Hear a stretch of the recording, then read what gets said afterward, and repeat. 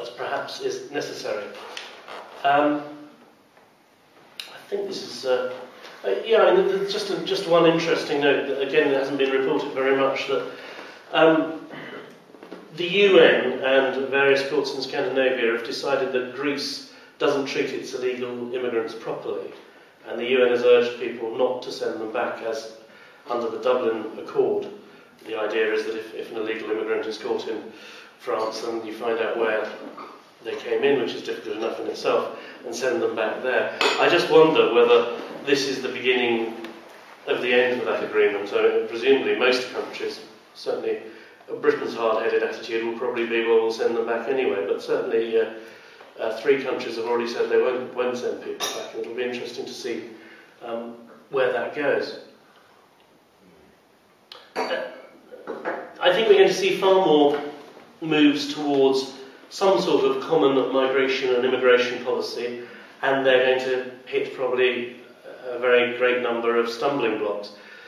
At one stage, countries jealously guarded, and to a certain extent still do, their migration policy because of its impact on the population.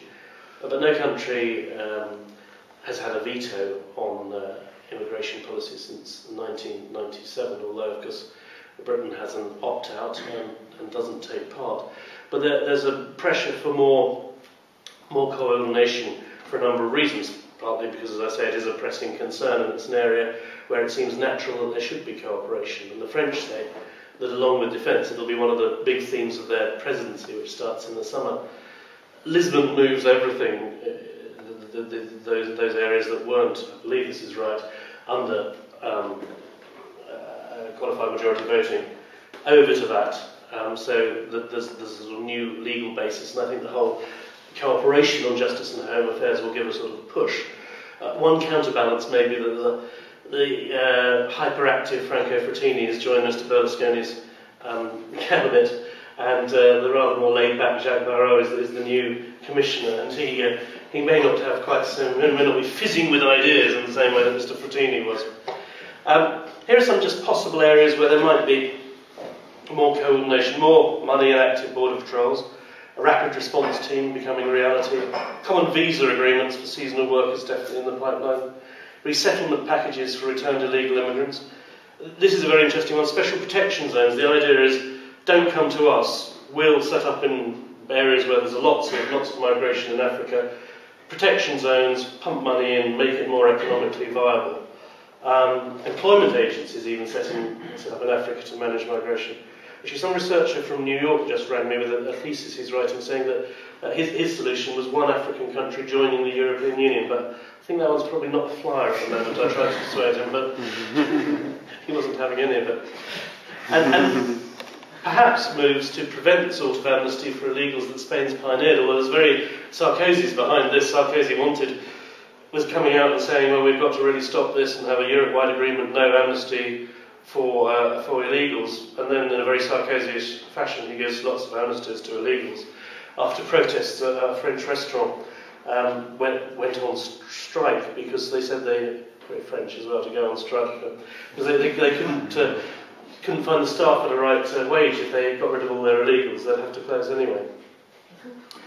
But what's missing from all my debate, all the talk so far, has been the perceived need for migrants, and I think importantly not just to do low-skilled jobs. I think it's pretty familiar that the Commission and most research, there's a recent paper going the other way from the House of Lords in Britain, suggests that the migration from the East has been thoroughly good for the economies, has kept them buoyant. There's the argument that if and when recession comes, those people will go home, so they actually create a vacuum of jobs. So most political and economic commentators see it as very good for the economy. But there's also a need for skilled workers.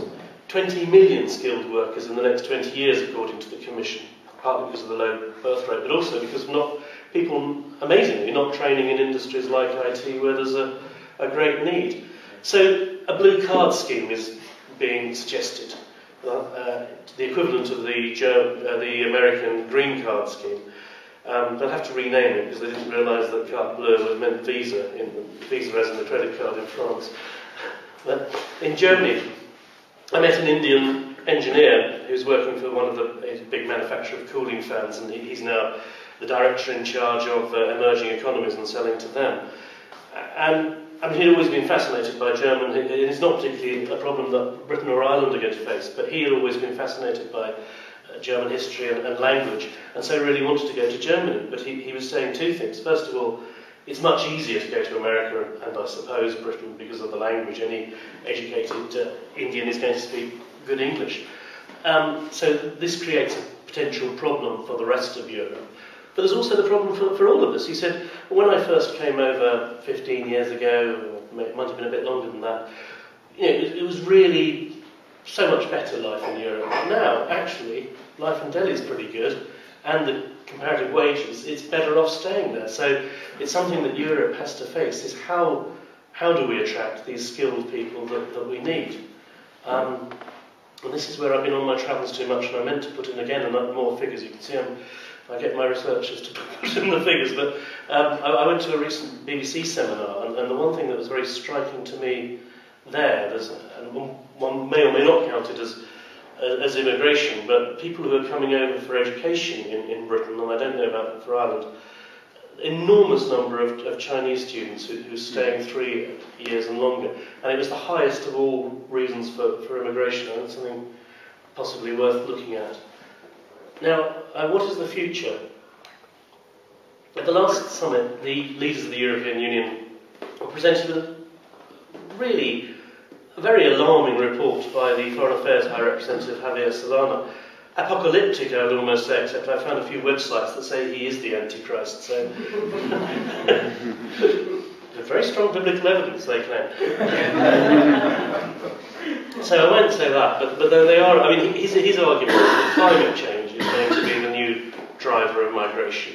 He paints a picture of a world where mega cities on the eastern Chinese and Indian seaboard are destroyed, whole countries disappear, and which starts a new cycle of wars over, and also huge amounts of land disappears in North Africa, and also the melting ice caps reveal new mineral wealth. So he's saying a series of new wars over resources, over minerals, but more over land and food and water, will mean millions and millions of refugees attempting to get into Europe's borders. He's sounding an alarm about climate change. He's not necessarily saying how they should cope in terms of migration.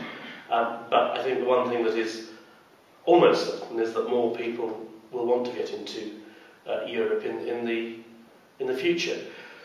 Part of the problem, of course, as always with the EU, is the unusual nature of the European Union, a single market, and here I'm talking more perhaps about internal migration. It's a single market but not a country, because many single markets aren't economically homogeneous, but they often are culturally and linguistically so. And it makes movement of labour much easier. That there might be some sort of humorous resentment about people from Edinburgh going to work in London, but it's not more than that. I don't know how it is in people from Cork coming to Dublin. But in any country, and you'll see that obviously in Italy from south to north, but it's muted. It's not the same as the feelings that have been stirred up by Polish people coming to Britain.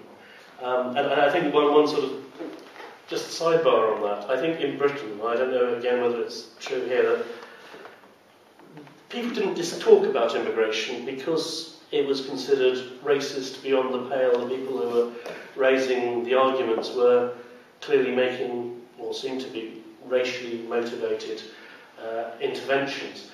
I think the worries about Polish immigration has allowed people to talk about immigration again.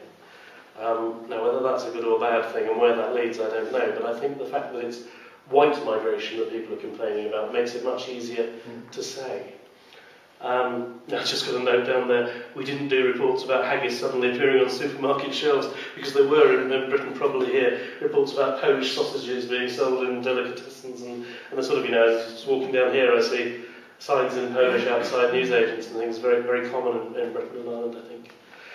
I think the future is probably there's going to be a degree of economic osmosis, and these new internal migrants will become